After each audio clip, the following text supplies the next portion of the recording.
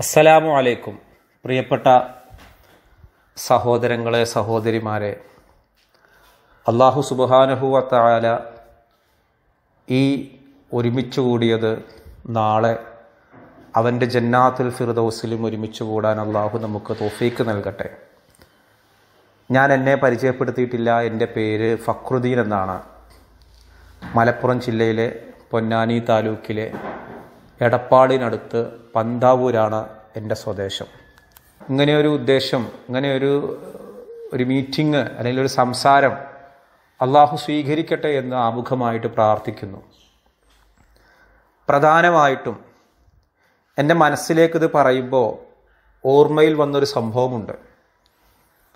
അതായത് നമ്മുടെ നിത്യജീവിതങ്ങളിലൊക്കെ സംഭവിക്കുന്ന ഒന്നാണ്. അതിൻ്റെ ഒരു ആവർത്തനം. ഇത് റബീഉൽ അവ്വൽ മാസമാണല്ലോ. ഈ റബീഉൽ അവ്വൽ മാസത്തിൽ നമുക്കെപ്പോഴും നമ്മുടെ മനസ്സിൽ ഓർമ്മ വരുന്നൊരു പേരാണ് തിരുനബി സല്ലല്ലാഹു അലൈഹി വസല്ലം. ഒരു വിശ്വാസിക്ക് എപ്പോഴും ഓർമ്മയുള്ള പേര് തന്നെ. പക്ഷേ നാം റബീഉൽ അവ്വൽ ആകുമ്പോൾ എപ്പോഴും നമ്മുടെ ഓർമ്മയിലുണ്ടാവും.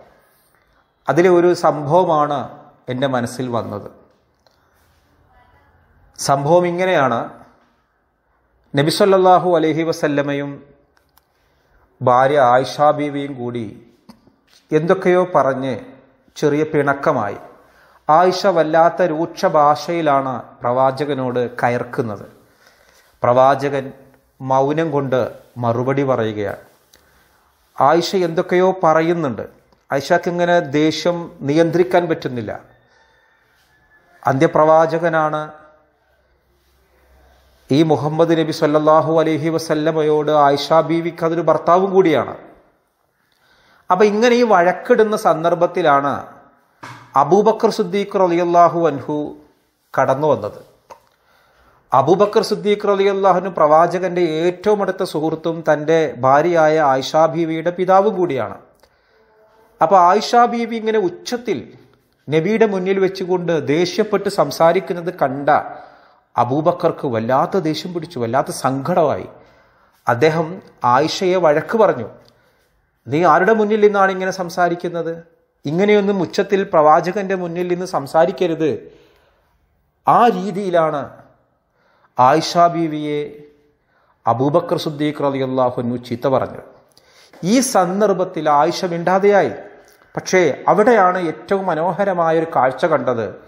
പ്രവാചകൻ സല്ലല്ലാഹു അലൈഹി വസല്ലം അബൂബക്കറിനെ തടുത്തുകൊണ്ട് പറഞ്ഞു, അബൂബക്കർ, ഇതൊരു ഞങ്ങൾ തമ്മിലുള്ള ചെറിയൊരു പിണക്കമാണ്. ആയിഷാന്റെ കയ്യിൽ ഒരു പിഴവുമില്ല. നിങ്ങൾ ആയിഷയെ ചീത്ത പറയരുത്. ഇത് ഒരു ഭാര്യയും ഭർത്താവും തമ്മിലുള്ളൊരു പ്രശ്നമാണ്. അതായത് ഭാര്യയും ഭർത്താവും തമ്മിലുള്ളൊരു ഇഷ്യൂവിൽ പുറത്തുനിന്ന് ഇടപെടുന്ന ഒരാളെ പക്ഷം പറയുമ്പോൾ എപ്പോഴും ആ പങ്കാളി സ്വീകരിക്കുന്നൊരു രീതിയുണ്ട്. ഒരു ഭാഗത്ത് നിൽക്കും, കുറ്റപ്പെടുത്താൻ കിട്ടിയ അവസരങ്ങളെ പരമാവധി ഉപയോഗപ്പെടുത്തും. പക്ഷേ പുണ്യ നബി ആ നിമിഷം ചെയ്തത് തൻ്റെ ഭാര്യയെ ചേർത്ത് പിടിച്ച്, ആയിഷ ബീവിയെ ചേർത്ത് പിടിച്ച്, ഞങ്ങൾ തമ്മിൽ ഒരു പ്രശ്നവുമില്ലെന്ന് അതുവരെ ആയിഷ ബീവി പറഞ്ഞ ആ രൂക്ഷമായ ഭാഷകളെയൊക്കെ മറന്നുകൊണ്ട് മൂന്നാമതൊരാളുടെ മുന്നിൽ ആ പിണക്കത്തെ കാട്ടാതെ നബി ചേർത്തു പിടിക്കുക ചെയ്തത്. ഇത് കണ്ടപ്പോൾ ആയിഷ ബീവിയുടെ ഉള്ളൊന്ന് നിറഞ്ഞു. എന്തൊരു നബിയാണ്! കരുണയുടെ കടലാണ്. ഇത്രമേൽ വഴക്ക് പറഞ്ഞിട്ടും ആ പുണ്യ നബിക്ക് തന്നോടൊരു ചെറിയ ഒരംശം പോലും വിരോധമോ വിദ്വേഷമോ ഇല്ലല്ലോ. ഇങ്ങനെ ഒരു നബിയെയാണല്ലോ എൻ്റെ അബദ്ധം കൊണ്ട് ഞാൻ വഴക്ക് പറഞ്ഞത്. ഇതായിരുന്നു അന്നേരം ആയിഷയുടെ മനസ്സിൽ. വഴക്കുകളൊന്നുമില്ലെന്ന് കേട്ടപ്പോൾ അബൂബക്കർ സന്തോഷത്തോടെ തിരിച്ചുപോയി. അബൂബക്കറിന് കുറച്ച് നടന്നു പോയപ്പോൾ സംശയം, ഇപ്പം എന്തായിട്ടുണ്ടാവും തൻ്റെ പ്രിയപ്പെട്ട നബിയും തൻ്റെ മകളും തമ്മിൽ? ഒന്നുകൂടെ ചെന്നോക്കല്ലേ എന്ന് പറഞ്ഞ് വീണ്ടും അബൂബക്കർ സിദ്ദീഖ് റളിയല്ലാഹു അൻഹു ആ വീട്ടിലേക്ക് നടന്നു ചെന്നപ്പോൾ കണ്ട കാഴ്ച, നന്നായി ചിരിച്ച് സന്തോഷം കൊണ്ട് പരസ്പരം സന്തോഷം പങ്കിടുന്ന പുണ്യ നബിയെയും ഭാര്യ ആയിഷയുമാണ്. പിണക്കങ്ങൾ മാറി അവർ നന്നായി ചിരിക്കുന്നുണ്ട്. ഇത് കണ്ടപ്പോൾ ആ അബൂബക്കർ സിദ്ദീഖിന് ഭയങ്കര സന്തോഷമായി. എന്താണ് നമ്മുടെ നിത്യജീവിതങ്ങൾ? ഞാനിത് പറഞ്ഞു വന്നത് ഒരു കഥ പറയാനല്ല. നമ്മുടെ നിത്യജീവിതങ്ങളിൽ ദമ്പതികൾക്കിടയിൽ പിണക്കങ്ങളും ഇണക്കങ്ങളും എല്ലാം ഉണ്ടാവും, സ്വാഭാവികമാണ്. ചിലപ്പോൾ ഈ പിണക്കങ്ങളുടെ രൂക്ഷത ഒരു ഡിവോഴ്സിൻ്റെയോ തലാഖിൻ്റെയോ ഒക്കെ വക്കിലെത്തുന്ന രീതിയിലേക്കൊക്കെ വരും. എങ്ങനെയാണ് ഈ പിണക്കങ്ങൾ സംഭവിക്കുന്നതിൻ്റെ മൂല കാരണം എന്താണ്? പല കാരണങ്ങൾ പറയും. പെണ്ണിൻ്റെ ഭാഗം നോക്കുമ്പോൾ പെണ്ണ് 100% ശരി, ആണിൻ്റെ ഭാഗത്തേക്ക് നോക്കിയാൽ ആണ് മുഴുവനും ശരി, പെണ്ണാണ് കുറ്റക്കാരൻ. ഇപ്പം കഴിഞ്ഞ ദിവസം എൻ്റെ വീട്ടിൽ വന്ന ഒരാൾ പറഞ്ഞൊരു സങ്കടം പറഞ്ഞത്, എൻ്റെ ഭാര്യ ഫോണിൽ ആരോടൊക്കെയോ സംസാരിക്കുന്നു, പല തവണ വാർണിംഗ് നൽകിയിട്ടും അവൾ നിർത്തുന്നില്ല. അവസാനം 15 വയസ്സായ അവരുടെ മകളാണ് ആ ഒരു ബോയ് ഫ്രണ്ടുമായി നടക്കുന്ന ചാറ്റിങ്ങിൻ്റെ സ്ക്രീൻഷോട്ട് പിതാവിന് കൊടുത്തത്. എന്താണ് ഉമ്മ ഇങ്ങനെ ചെയ്യുന്നത്? അപ്പം ഇയാൾ എന്ത് തവണ ഇത് പറയുമ്പോഴും ആ പെണ്ണത് നിർത്തുന്നില്ല. കുടുംബാന്തരീക്ഷം തകർന്ന് മറ്റൊരു വിവാഹം കഴിക്കുന്നതിനെ കുറിച്ച് ആലോചിച്ചാണ് അദ്ദേഹം കൗൺസിലിങ്ങിന് വരുന്നത്. ഭാര്യയും ഭർത്താവും തമ്മിലുള്ള പിണക്കം കൊണ്ട് മറ്റൊരു വിവാഹം കഴിക്കുക എന്നത് പ്രായോഗികമായൊരു പരിഹാരമല്ലല്ലോ. ഏതെങ്കിലും ബുദ്ധിയുള്ള ഒരാൾ ഒരു പ്രശ്നം രണ്ടാമതും തലയിൽ വെക്കുമോ? ഇല്ല. ഒരു വിവാഹം തന്നെ ഒരു പ്രശ്നമാണ്, ഒരു പ്രോബ്ലമാണ്. പിന്നെ രണ്ടാമതൊരു പ്രോബ്ലം തലയിൽ വെക്കുന്നവനെ വിഡ്ഢി എന്നേ പറയൂ. അപ്പം ആളുകളുടെ ധാരണ പെട്ടെന്നുണ്ടാകുന്ന ക്ഷോഭത്തിലെടുക്കുന്നൊരു ഡിസിഷൻ ഒരു സെക്കൻഡ് മാരേജ് എന്നുള്ളതാണ്. അതെന്തുമാത്രം വിഡ്ഢിത്തരമാണ്. അപ്പോൾ നമുക്കിടയിൽ ഈ പങ്കാളികൾക്കിടയിലുള്ള വിയോജിപ്പുകളും പ്രശ്നങ്ങളും, ഞാൻ സാധാരണ നിങ്ങൾ വാർത്തയിൽ കേൾക്കുന്ന വിവരണങ്ങളൊന്നും ഞാൻ പറയുന്നില്ല. ഇട്ടെറിഞ്ഞു പോകുന്ന കഥകളുണ്ട്, കൊന്നുകളയുന്നതുണ്ട്. കഴിഞ്ഞ ദിവസം വളാഞ്ചേരി ഇരുമ്പിളിയത്ത് 1 വർഷം മുൻപാണ് പ്രായപൂർത്തിയാവാത്ത മകളെ ലൈംഗികമായി പീഡിപ്പിച്ച കാമുകന്റെ കൂടെ അമ്മ ഇറങ്ങിപ്പോയത്. കഴിഞ്ഞ ദിവസമാണ് അവരെ അറസ്റ്റ് ചെയ്തത്, 1 വർഷത്തിന് ശേഷം. അപ്പൊ ഇങ്ങനെ കുടുംബ ബന്ധങ്ങളും ദാമ്പത്യങ്ങളും എല്ലാം താറുമാറായി തരിപ്പണമായി കിടക്കുന്നൊരു സാഹചര്യം. എങ്ങനെയാണ് ഇതിനെ ഇണക്കിച്ചേർക്കുക? ഒന്നാമതായിട്ട് ഇപ്പം ഈ ശബ്ദം കേൾക്കുന്നവരിൽ വിവാഹം കഴിച്ചവരുണ്ടാവാം, വിവാഹം കഴിക്കാനിരിക്കുന്ന വിവാഹം ഉറപ്പിച്ച ആളുകളുണ്ടാവും, വിവാഹമേ വേണ്ടെന്ന് വെച്ചവരുണ്ടാവാം, വിവാഹം കഴിക്കാൻ പ്രായമാകുന്നവരുണ്ടാവും. ആരുമാവട്ടെ, നാം മനസ്സിലാക്കേണ്ട ഒരു സംഗതിയുണ്ട്. ജീവിതത്തിൽ വേണ്ടുന്ന ഏറ്റവും വലിയ ഘടകം ഒരു പങ്കാളികൾക്കിടയിൽ അഡ്ജസ്റ്റ്മെൻ്റ് അല്ല.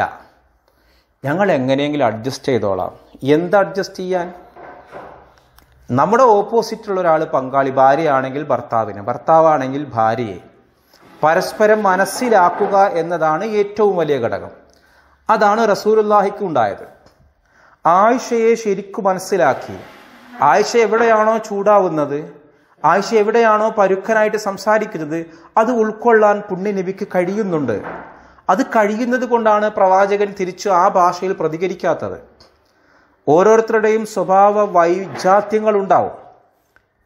അത് അവർ ജീവിച്ച് വരുന്ന, പഠിക്കുന്ന, അവർ വളർന്ന ചുറ്റുപാടുകൾക്കനുസരിച്ച്, സാമൂഹിക പരിതസ്ഥിതിക്കനുസരിച്ച് അവരുടെ ബിഹേവിയറിൽ മാറ്റങ്ങളുണ്ടാവും. അത് ശരിക്കും മനസ്സിലാക്കിയിട്ട് ഒരാളെ ശരിക്കും തിരിച്ചറിഞ്ഞിട്ട് അക്സെപ്റ്റ് ചെയ്യുക, ഉൾക്കൊള്ളാൻ കഴിഞ്ഞാൽ പിന്നെ പ്രശ്നങ്ങൾ തീർന്നു. എൻ്റെ ഭർത്താവ് വീട്ടിലേക്ക് വരുമ്പോൾ തന്നെ ഒരു ചൂടനാണ്. ആ വന്ന സമയം അയാളുടെ നേരം അങ്ങനെയാവും, പ്രകൃതം അങ്ങനെയാണെങ്കിൽ അതിനനുസരിച്ചിട്ട് പെരുമാറാൻ ഭാര്യ നിർബന്ധത്തിൽ ചെയ്യേണ്ടുന്ന ഒന്നാണ്. വരുന്ന വഴിക്ക് തന്നെ നിങ്ങൾ എന്താ അത് വാങ്ങാൻ, ഞാൻ എത്ര നേരമായി പറയുന്നത് കണ്ട് അങ്ങോട്ട് കയർക്കലല്ല. പറഞ്ഞ സാധനം വാങ്ങിയിട്ടില്ലെങ്കിൽ സന്ദർഭാനുസരണം അത് ഓർമ്മിപ്പിക്കാവുന്നതേ ഉള്ളൂ. കയറി വന്ന പാട് തന്നെ ഈ ഒരു ഓർമ്മപ്പെടുത്തലുകളുടെ കെട്ടുകൾ അഴിക്കേണ്ട കാര്യമില്ല. വന്ന പാട് കയറിയിരുന്ന് സന്തോഷത്തോടെ. ഇപ്പോൾ ജോലി ഇല്ലാത്തൊരു ഭാര്യയാണെങ്കിൽ ജോലി കഴിഞ്ഞ് വരുന്നൊരു ഭർത്താവിനോട് സ്നേഹത്തോടെ സൗഹാർദ്ദത്തോടെ മക്കളും അതേപോലെ ഭാര്യയും ഒക്കെ പെരുമാറുന്നുണ്ടെങ്കിൽ അയാളുടെ ഏറ്റവും വലിയ സ്വർഗം ആ വീടാണ്. എന്തുകൊണ്ടാണ് വീട്ടിലേക്ക് വരാൻ ആളുകൾ മടിക്കുന്നത്, വീട്ടിൽ സമയം സ്പെൻഡ് ചെയ്യാൻ തയ്യാറാവാത്തത്? ആ വീട്ടിൽ അവർക്ക് ആസ്വാദനകരമാകുന്ന, സന്തോഷം നൽകുന്ന ഘടകങ്ങൾ ഇല്ലാതിരിക്കുന്നത് കൊണ്ടാണ്. അത് കിട്ടുന്നത് ഫോണിലാണെങ്കിൽ ആളുകൾ ഫോണിലേക്ക് തിരിയും, അത് കിട്ടുന്നത് പുറത്തെ സുഹൃത്തുക്കളിലാണെങ്കിൽ അവിടേക്ക് തിരിയും, എവിടെ നിന്നാണ് കിട്ടുന്നതെങ്കിൽ അങ്ങോട്ട് പോകും. അപ്പൊ കുടുംബാന്തരീക്ഷം ഇത് ആണോ പെണ്ണോ, ഇതിൽ ജോലിക്ക് പോകുന്നവരുണ്ടാവാം സ്ത്രീകൾ, ഓക്കെ. അപ്പൊ എങ്ങനെയാണെങ്കിലും പങ്കാളിയെ മനസ്സിലാക്കുക എന്നതാണ് ഏറ്റവും വലിയ ക്വാളിറ്റി. നമ്മളൊരു കോഴ്സിന് ചേരുമ്പോൾ അല്ലെങ്കിൽ ഒരു ജോലിക്ക് നമ്മൾ പോകുമ്പോൾ നമുക്ക് നമ്മുടെ ഒരു ക്വാളിറ്റി അല്ലെ, ഒരു ക്വാളിഫിക്കേഷൻ ഉണ്ടാവും. ഒരു എഞ്ചിനീയർ 5 വർഷം പഠിക്കുന്നു, ഒരു ഡോക്ടർ 3 വർഷം പഠിക്കുന്നു. പക്ഷെ അങ്ങനെ പഠിച്ചിട്ടാണ് അവർ ഡോക്ടർ ആവുന്നത്, എഞ്ചിനീയർ ആവുന്നത്, മറ്റെന്ത് പ്രൊഫഷണൽ കോഴ്സുകളിലും അവനങ്ങനെ പഠിച്ചിട്ടാവുന്നു. പക്ഷെ ഒരു ഭാര്യയാവാൻ, ഭർത്താവാവാനുള്ളവൻ്റെ യോഗ്യത എന്താണ്? വിവാഹം കഴിഞ്ഞു എന്നത് മാത്രമാണ്. വിവാഹം കഴിഞ്ഞവൻ എന്ത് കോഴ്സ് എടുത്തു? എന്താണ് അവൻ്റെ പഠിപ്പ്? അച്ഛനിൽ നിന്നും അമ്മയിൽ നിന്നും പഠിച്ചത്, മാതാപിതാക്കളിൽ നിന്ന് പഠിച്ചത്. ഇത് പാരമ്പര്യമായിട്ട് തുടർന്നു കൊണ്ടേയിരിക്കും. അപ്പോൾ ഒന്ന് നാം മനസ്സിലാക്കുക, പ്രധാനമായിട്ട് നമുക്ക് വേണ്ടത് പങ്കാളിയോടൊത്ത് അഡ്ജസ്റ്റ് ചെയ്ത് ജീവിക്കലല്ല, മറിച്ച് ആളെ ഏതർത്ഥത്തിലാണെങ്കിൽ ആ രീതിയിൽ ഉൾക്കൊള്ളുക. ഭാര്യയുടെ സ്വഭാവം ഒരു ചൊറിയൻ സ്വഭാവമാണ്. എന്തിനിങ്ങനെ പിറുപിറുത്തോണ്ടിരിക്കും. വായ തുറന്ന ഭർത്താവിൻ്റെ വീട്ടുകാരുടെ കുറ്റങ്ങൾ പറയും. എപ്പോഴും ചെറിയ ചെറിയ കാര്യങ്ങളിൽ പിണങ്ങും.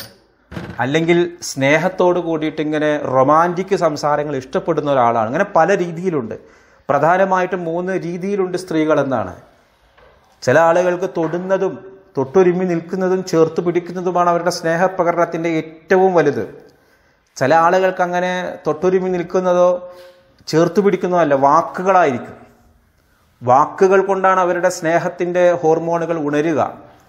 മറ്റൊരു കൂട്ടർക്ക് സമ്മാനങ്ങൾ കൊണ്ടാണ്. ഗിഫ്റ്റ് കൊടുത്താൽ അറ്റ്ലീസ്റ്റ് ഒരു പൊതി കടല കൊണ്ടു കൊടുത്താൽ മതി, സ്നേഹമാവും. അപ്പോൾ ഒരു പൊതി കടല കൊണ്ടു കൊടുത്താൽ വല്ലാത്ത സ്നേഹത്തിൻ്റെ ഹോർമോൺ ഉണ്ടാക്കുന്ന സ്ത്രീകളാണെങ്കിൽ അവർക്ക് നിങ്ങൾ സമ്മാനം കൊണ്ടൊരു സാരി കൊണ്ടുകൊടുത്താൽ നിങ്ങളൊരു സാരി, അല്ലെങ്കിൽ അവർക്ക് നിങ്ങൾ ചേർത്ത് പിടിച്ചൊരു ഉമ്മ കൊടുത്താൽ പിന്നെ ഇപ്പോഴാണ് നിങ്ങളുടെ ഒരു ഉമ്മ എന്ന് പറയും. അത് നിങ്ങൾ ഓരോരുത്തരും മനസ്സിലാക്കണം. തങ്ങളുടെ ഭാര്യമാർ, തങ്ങളുടെ പങ്കാളികൾ ഇതിലേത് ടച്ചിങ് ആണോ, വേർഡ്സുകൾ പറഞ്ഞിട്ടാണോ, അതല്ല എങ്കിൽ സമ്മാനം ഗിഫ്റ്റ് കൊടുത്തിട്ട് സ്നേഹമുണ്ടാകുന്ന വിധത്തിലുള്ള ആളുകളാണോ, അതൊക്കെ അവനവൻ്റെ കൂടെ ജീവിക്കുമ്പോൾ അവനവൻ മനസ്സിലാക്കേണ്ട കാര്യങ്ങളാണ്. അതിനെക്കുറിച്ച് വിശദീകരിച്ചിട്ട് ഇപ്പോൾ പറയുന്നില്ല. ഇൻഷാ അല്ലാഹ് മറ്റൊരു സന്ദർഭത്തിൽ ഇതുപോലൊരു ക്ലാസ് എടുക്കാനുള്ള അവസരമുണ്ടെങ്കിൽ ഇത്തരത്തിലുള്ള 3 വിഭാഗം സ്ത്രീകളെക്കുറിച്ച്, ആ സ്ത്രീകളുടെ പ്രത്യേകതകളെക്കുറിച്ച്, ആ സ്ത്രീകളോട് സ്നേഹം എങ്ങനെ ഉണ്ടാക്കേണ്ടത്, ആ രീതികളെക്കുറിച്ച് പറയാം. ഇതേ രീതിയിൽ പുരുഷന്മാരും ഉണ്ട്. അപ്പോൾ എന്താണെങ്കിലും പ്രധാനമായിട്ട് വേണ്ട ഒരു ഘടകം അഡ്ജസ്റ്റ് ചെയ്യലല്ല, അംഗീകരിക്കലാണ്. ഇങ്ങനെ അംഗീകരിച്ചു കഴിഞ്ഞാൽ തന്നെ ആ കുടുംബത്ത് സമാധാനവും സന്തോഷവും ഉണ്ടാവും. പരസ്പരം അംഗീകരിക്കുക. ചെറിയ വഴക്കുകളും പിണക്കങ്ങളൊന്നും ഇല്ലാത്ത ഒരു കുടുംബങ്ങളുമില്ല.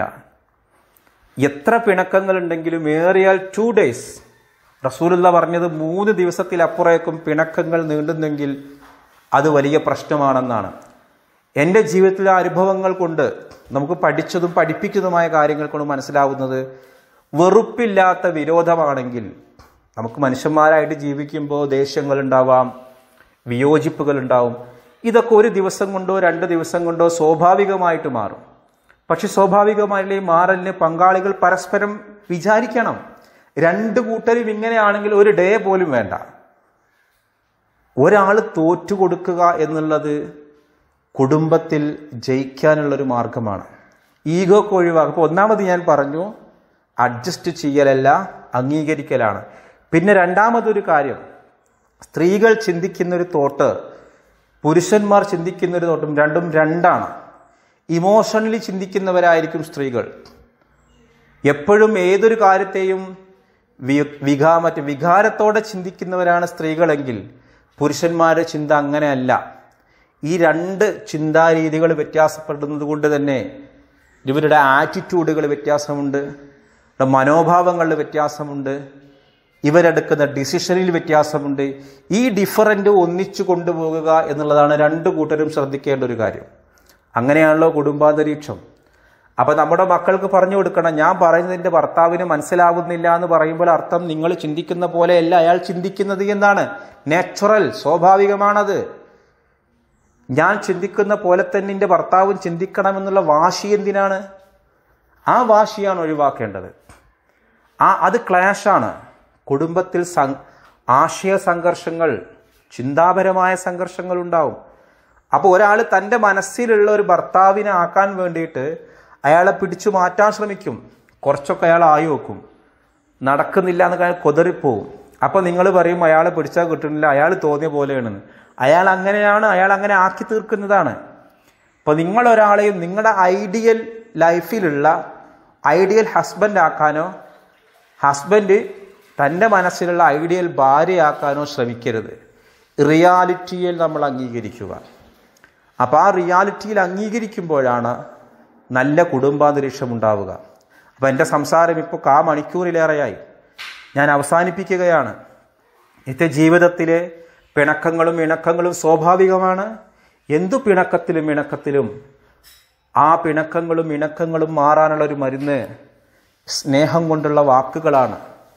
സ്നേഹം കൊണ്ടുള്ള വാക്കുകൾ കൊണ്ട് മുറിപ്പെടാത്ത ഒരു മുറിവും നമ്മുടെ ഹൃദയങ്ങൾക്കില്ല. അപ്പോൾ ഞാൻ അവസാനിപ്പിക്കുന്നു. നിങ്ങളെല്ലാവരും എനിക്ക് വേണ്ടി ദുആ ചെയ്യണം എന്ന വസിയത്തോടെ അവസാനിപ്പിക്കുന്നു.